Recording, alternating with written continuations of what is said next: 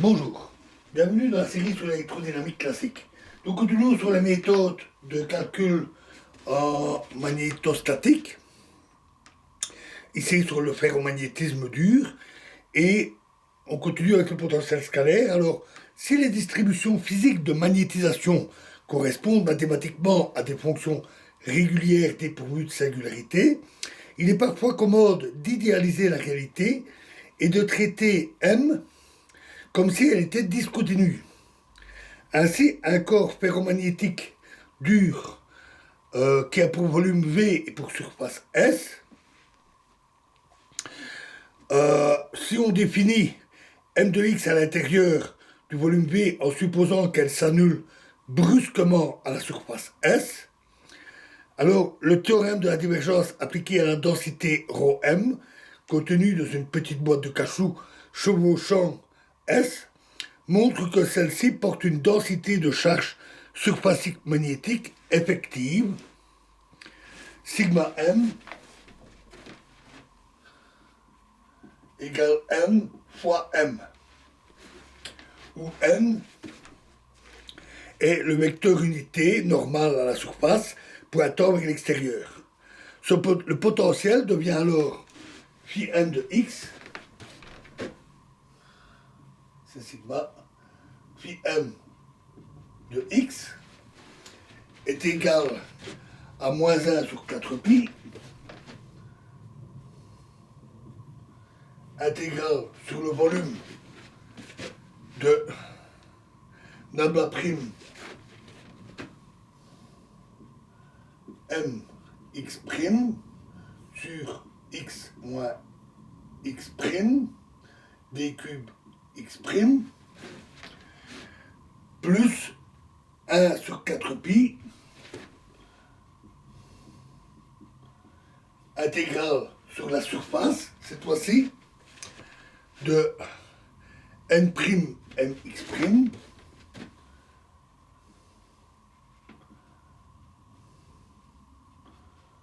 divisé par x moins x prime d sigma prime. Dans le cas particulier important d'une magnétisation uniforme dans tout le volume V, le premier terme s'annule et seule subsiste la contribution fournie par l'intégrale de sigma m sur S. Alors, il est important de remarquer que la relation asymptotique pour sigma m qu'on avait vue possède une validité générale, même dans le cas limite d'une magnétisation discontinue. On peut en effet, pour discuter la discontinuité de M, opérer un passage à la limite, donc considérer une variation régulière mais abrupte à la surface, et puis passer à la limite discontinue, mais après avoir obtenu la forme asymptotique. Donc, ne considérez jamais l'intégrale de surface de sigma n avec la forme asymptotique. Voilà, alors, l'autre méthode pour les ferromagnétiques, c'est le potentiel vecteur. Alors, si on choisit d'écrire B égale dA, peut-être nabla A, B égale nabla croix A, pour satisfaire la relation nabla B égale 0,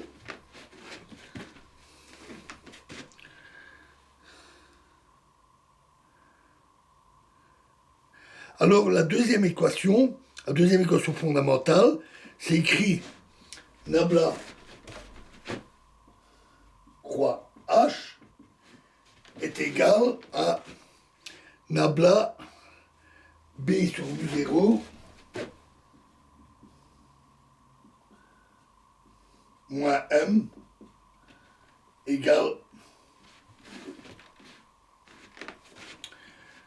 0.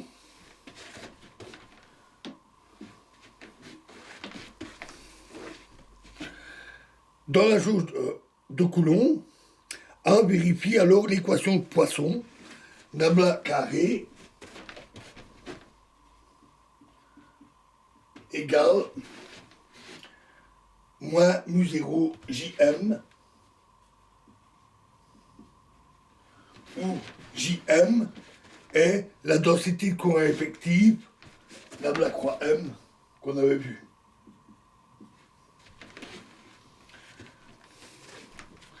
En l'absence de surface frontière, le potentiel solution est à x égale mu0 sur 4pi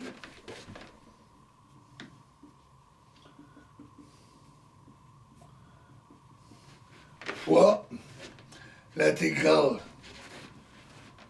de nabla prime croix mx prime divisé par x moins x prime d cube x prime.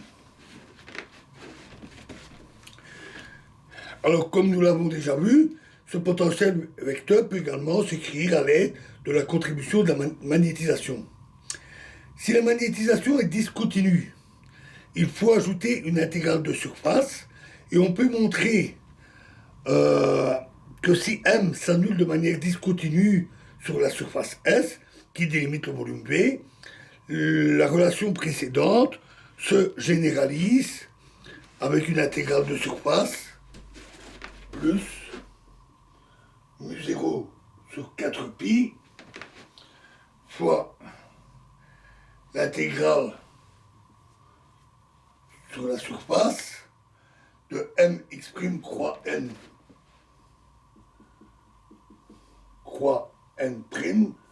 sur x moins x'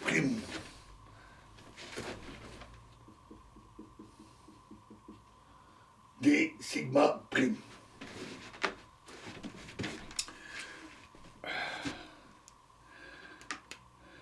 Le courant de surface effectif M croix N peut également s'interpréter en exprimant les conditions aux limites avec les composantes tangentielles de H à l'aide de B et de M. Ici encore, si M est constant à l'intérieur du volume V, seule subsiste l'intégrale de surface. Donc voilà pour les méthodes. Alors, dans les grandes lignes.